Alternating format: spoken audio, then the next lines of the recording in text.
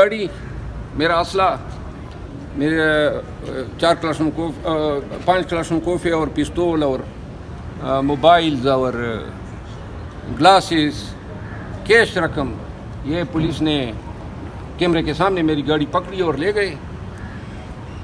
तो बाद में उन्होंने मुझे तकरीबन 95% चीज़ें वापस कर दी है। आज मैंने SHO सेक्रेटेरिएट को कहा है कि ये 5% नहीं, रत्ती बराबर भी चीज़ मैं नहीं छोड़ूंगा। अगर मुझे नहीं मिली आज रात तक तो मैं कल सुबह ज़िम्मेदार अफसरान के ख़िलाफ़ अदालत से रजू कर रहा हूँ और उन पे मैं डकैती के पर्चे की दरख्वास्त दूँगा। मरवत साहब, ये जो गिरफ़्तारी के दिन थे, इसमें आप असम्बली भी आते रहे, पार्लियामेंट लॉजेस में भी सब जेल करार दे दी गई, तो ये वाकई जिस तरह गिरफ़्तारी होती है, कैद खाना होता है, उस तरह था ज़िंदगी में? मतलब क्या मैंने तो ख्वाहिश ही नहीं की थी कि मुझे लाज में रखें। मेरी तरजीह तो अडियाला जेल थी, मुझे परवाह ही नहीं थी। और रिमांड में रहते तो रिमांड में भी कोई परवाह नहीं थी, क्योंकि जब वो कहते हैं ना ऊँट रखते हैं तो दरवाजे खुले रखते हैं। ये जो कैदोबंद हैं 8 दिन की, मेरा ख्याल है कि वो लाहौर के कैदबंद से मेरा वर्स्ट तजर्बा हुआ। जहाँ उन्होंने कोट लखपत में रखा था वो शायद बेहतर हालात थे, यहाँ वाले बेहतर नहीं थे।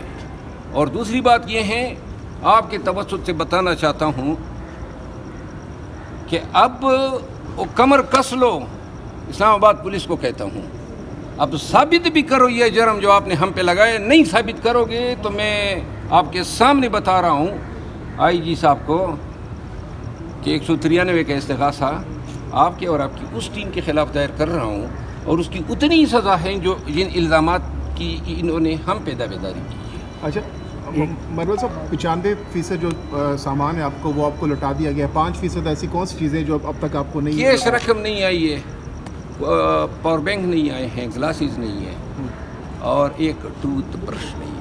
ये नहीं छोड़ेंगे हैं?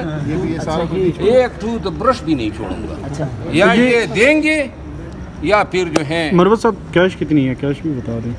कैश तकरीबन 7 लाख रुपए है। अच्छा मरवत साहब, इसके अलावा बतौर मेंबर हमने देखा उस रात तकरीबन 4 बजे तक ये ऑपरेशन होता रहा पार्लियामान में पार्लियामान के तकद्दुस या मेंबरान को इस तरह घसीट कर गिरफ्तार करने से मुतल्लिक भी कोई कानूनी लायामल तय किया जाएगा? मैंने प्रिविलेज मोशन इन SHOs के ख़िलाफ़ मुकर रहे हैं तमाम MNAs, फिर कमेटी बनी है, कमेटी रिकमेंडेशन देगी, और उन रिकमेंडेशन के तनाजुर में पार्लियामान पे आइंदा ऐसे हमलों को रोकने के लिए और मेंबरान असम्बली के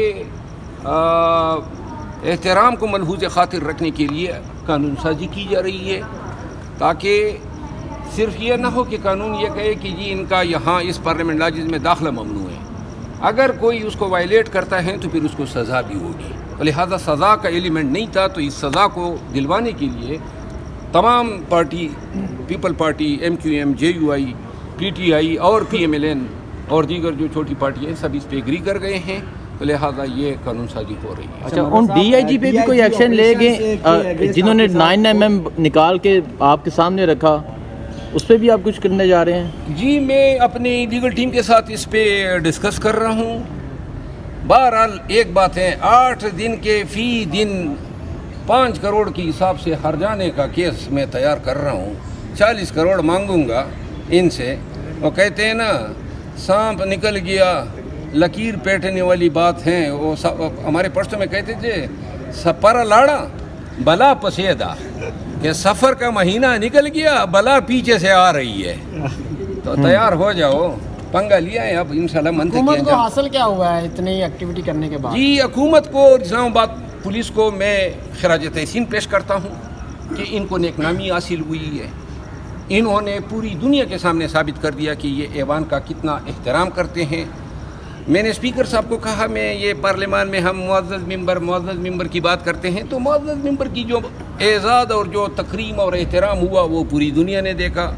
हुकूमत को ये भी एज़ाज़ और शर्फ हासिल हुआ कि पहली दफ़ा PMLN के दौर में ही पार्लियामान पर भी अटैक हुआ, नकाबपोश घुसे, और इन नकाबपोश के घुसने ने कम अज़ कम एक اچھا نتیجہ دے دیا کہ تمام پارٹیاں ایک پیج پہ ہوئی کہ اس حد تک نقاب پوشوں کی دخیل کاری برداشت نہیں ہوگی.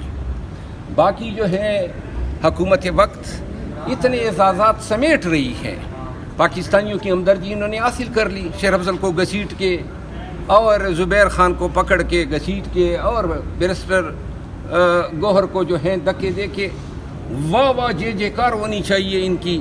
کیا انہوں نے جناب ہندوستانی سورماؤں کو کس طرح رگیدہ ہیں, سلام کے حقدار ہیں یہ ہماری اسلام آباد پولیس والے, خصوصاً وہ 3-4 ایسے چو بشمول ایک او جس کی لمبی نیچے بھی تھی اور بڑا ہی کالا منہ تھا. مجھے یہ بتا دیں اعظم ندی طاہر وفاقی وزیر قانون نے تقریر کی ہے, اس میں انہوں نے جسٹیفائی کیا ہے کہ وہ جو ترامیم لے کے آ رہے ہیں, اس حوالے سے ہماری بیرسٹر گوہر صاحب سے بات ہوئی. ان کا یہ کہنا تھا کہ میں نے اس کا فیکٹس اینڈ فگر کے ساتھ جواب تیار کر رکھا تھا لیکن مجھے جواب دینے کا موقع نہیں دیا گیا. انہوں نے کانسٹیٹیوشن کورٹ کے حوالے سے کہا کہ مجموعی طور پر 128 کانسٹیٹیوشن کے حوالے سے کیسز پینڈنگ ہیں اور 28 سو موٹر کے. اس میں کہاں کانسٹیٹیوشن کے عدالتوں کی گنجائش بنتی ہے؟ ان کا یہ کہنا تھا کانسٹیٹیوشن کورٹس کے پیچھے بھی ان کی کوئی اور سوچ ہے جو یہ لے کے آنا چاہ رہے ہیں, اس کے اوپر رسپونڈ کریں. میرا خیال یہ ہے اچھی بات کو اچھی اور بری بات کو بری کہنا چاہیے, قطع نظر اس کے کہ اچھی بات کون کر رہا ہے یا اچھے امینڈمنٹ کون لا رہا ہے. بیرسٹر گور صاحب کل زیادہ تر چونکہ اس کمیٹی کے حصے ہیں وہ ہم سے زیادہ معلومات رکھتے ہیں, اور ہمارے 2 ایمین ایسے ہیں جو بیرون ملک تھے اور ہم نے ان کو کہا کہ مت آؤ اور یہ پھر بھی آئے.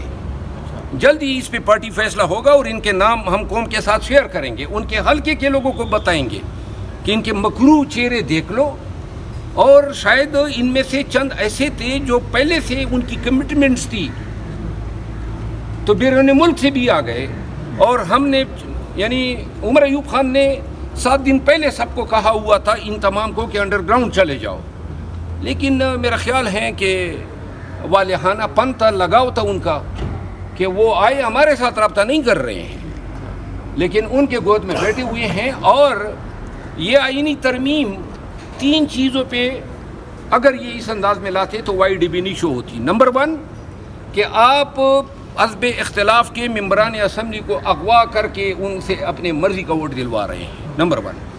نمبر 2 ریزرو سیٹیں جو ہماری ڈیسائیڈ ہوئی ہیں سپریم کورٹ میں, ان میں ہماری خواتین اور مینارٹیز کی نمائندگی نہیں ہے, تقریباً 23-24 سیٹیں ہیں, اور پھر کے پی سے 11 سینیٹر ابھی تک الیکٹ ہی نہیں ہوئے ہیں. تو لہٰذا ایوان پارلیمان ابھی تک انکمپلیٹ ہیں. جب تک ان تمام طبقات کو نمائندگی نہ ہو اور یہ اپنی نمائندگی کے مطابق حق رائے دہی استعمال نہ کریں, کس قسم کی ترمیم جو ہے وہ آپ کہہ سکتے ہیں کہ یہ لائی گئی. اور سب سے اہم بات, فارم 47 پہ جو لوگ منتخب ہو کر آئے ہیں ان کا کوئی حق نہیں ہے کہ وہ ووٹ استعمال کرے. تو لہٰذا ایوان کی اپنی لیجیٹیمیسی جو ہے وہ بھی جب یہ ٹریبیونل ڈیسائیڈ کر دیں کہ واقعی یہ صحیح منتخب ہو کے آئے ہیں تو تبھی شاید یہ کانسٹیٹیوشنلی امینڈمنٹ کی بات کر سکتے ہیں. Thank you sir. شکریہ.